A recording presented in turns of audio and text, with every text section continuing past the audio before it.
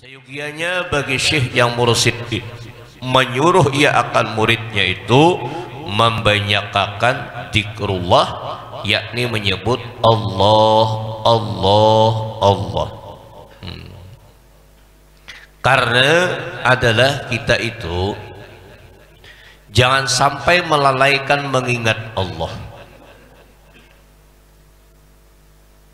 Kita yang paling jelas bila imbas sembahyang berzikir 10, berarti sehari 50-annya berzikir lih 50-annya sehari.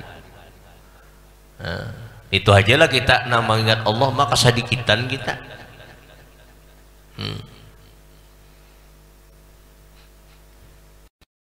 Jadi andai kata Quran sudah ada nih, hadis sudah ada,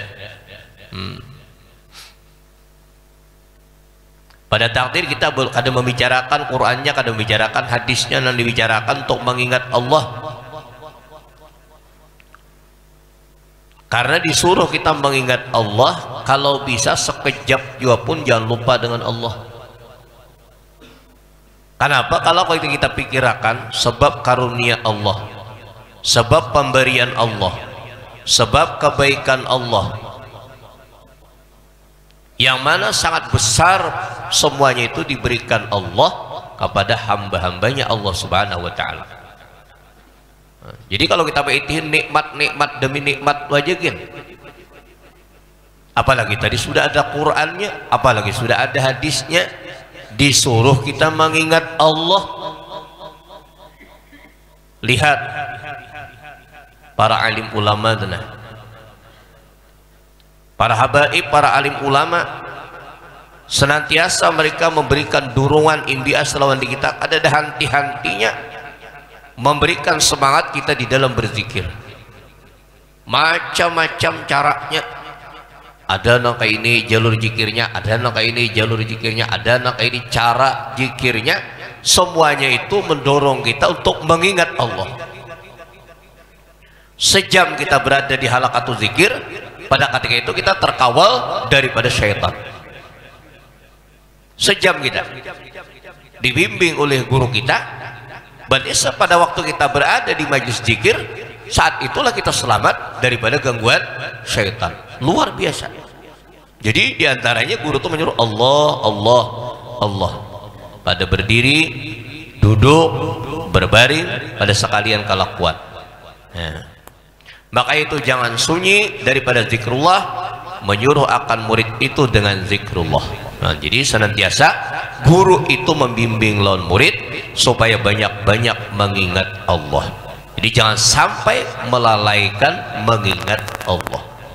Setiap hari, setiap waktu, setiap menit, kalau bisa setiap detik kita ingat dengan Allah. Karena detik itulah yang di akhir nantinya finalnya hidup kita. Man kana akhiru kalamihi la ilaha illallah dakhalal jannah. Barang siapa di akhir perkataannya la ilaha illallah, itu akan masuk surga. Kada beberapa menit kita, detik aja tak, itu kuncinya. Karena samanul jannah la ilaha illallah. Anak kuncinya surga itu dengan la ilaha illallah. Itu pembukanya. Dan kata Ustadz Abu Ali Ad-Daqaqi rahimahullah ta'ala, adzikru ruknun qawiyun fi tariqillah, bal huwa aqwa tamassukan fi hadzal tariq wa la yasilu ahadun illallah illa bidawami dzikr. Dan zikir itu yaitu rukun yang kuat di dalam jalan yang menyampaikan kepada Allah. Bahkan zikir itu terlebih lagi kuat adalah pegangan orang-orang yang menjalani dalam tariqah ini. Jadi yang paling cepat untuk mendekatkan diri kepada Allah atau wasil kepada Allah itu lewat zikir. Tiada sampai seseorang kepada Allah Ta'ala melainkan dengan memperbanyak zikrullah, yaitu dengan mengakalkan akan berzikir itu. Jadi jalan untuk yang paling segera menuju Allah itu lewat zikir. Setelah kita melaksanakan ibadah yang fardu, dan setelah kita mengamalkan ibadah yang sunat, terus lagi kita memperbanyak berzikir dengan Allah. Dan dikatakan oleh Sayyid Ali, yang mana faqad wada'ufal bayanul asyakhi falam yujad lil murid dawa'un asra'u li jala'i qalbihi min idamati adzikra wa dzikru fi ijla'il qalbi ka hukmil hasa bin nuhasi wa hukmu ghairi dzikri min sairil ibadat ka hukmis sabun bin nuhasi. Telah lemah Jasidin kebanyakan guru daripada menghuraikan masalah. Jadi Ijasirin da'upal bayanul asyah, lemah guru itu menjelaskan adalah guru yang menjelaskan tentang zikir, maka tiada didapat akan ubat bagi murid yang terlebih segera bagi mencucikan akan hati, menerangkan akan hati daripada mengakalkan menyebut zikrullah ta'ala.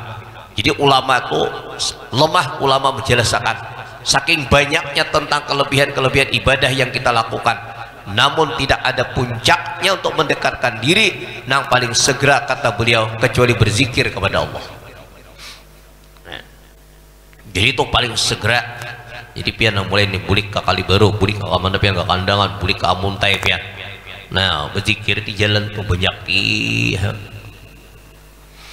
biasa lapas sudah zikir ganti pulang lawan salawat.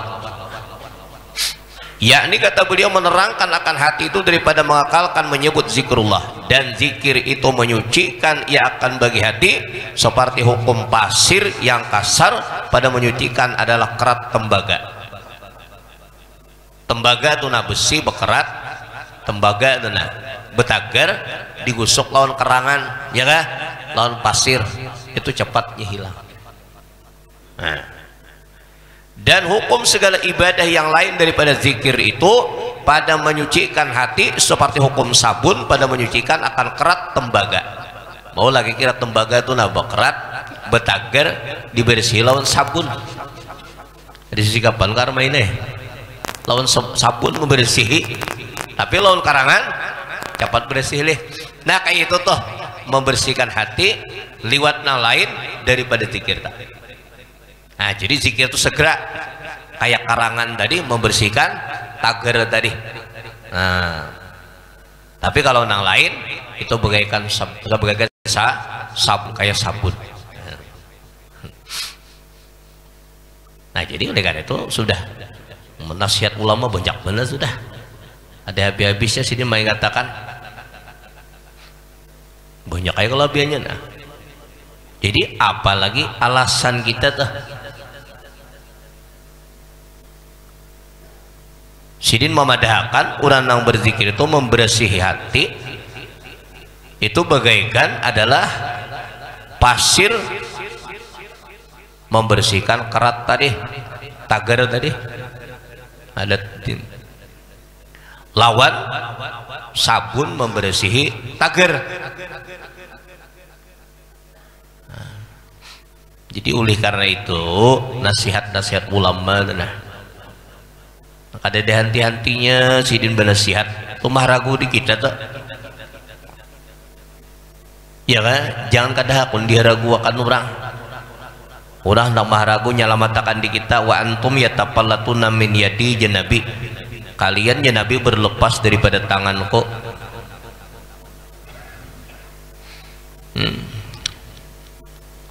Sudah.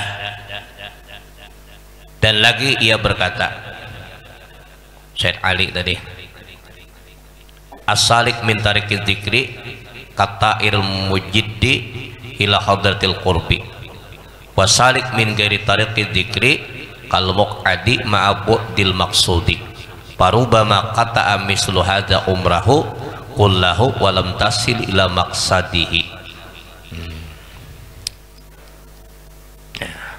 Orang yang menjalani tariqah membanyakkan zikir itu seperti orang yang terbang bersungguh-sungguh kepada hadrat Allah, hampir kepada Allah. Kayak orang yang terbang cepat kada, cepat terbang tadi. Nah, dan orang yang menjalani tariqah yang lain daripada jalan Membanyakkan zikrullah itu seperti orang yang selalu berjalan dan adalah mengisut serta jauh tempat yang ditujunya itu.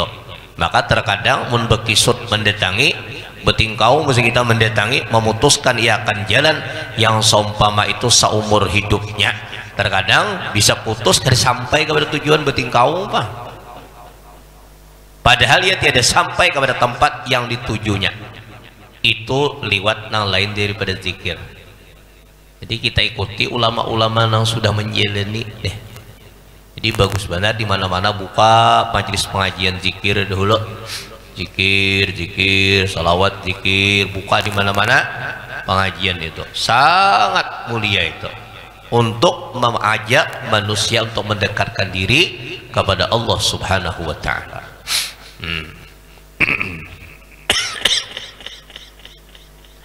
Dan wa'lam, kata Sayyid Al-Mustafa Al-Bakri rahimahullah ta'ala, wa'lam anna aqraba tariq ilallah adzikru fa inna ahla dzikri ahlullah wa khassatuhu wa hum julasa'uhu ta'ala. Ketahuilah ulimu bahwasanya yang terlebih hampir jalan kepada Allah Ta'ala itu jalan membanyakkan zikrullah. Membanyakkan zikrullah. Karena ahlu zikri itu yaitu ahlullah, keluarganya Allah. Jadi bergabung orang itu sudah dengan Allah Ta'ala. Dan orang yang khawas, dan mereka itulah seolah-olah ia duduk di hadapan hadratullah. Maka jika tadi dipanggil zikir itu dasar menenangkan jiwa kita.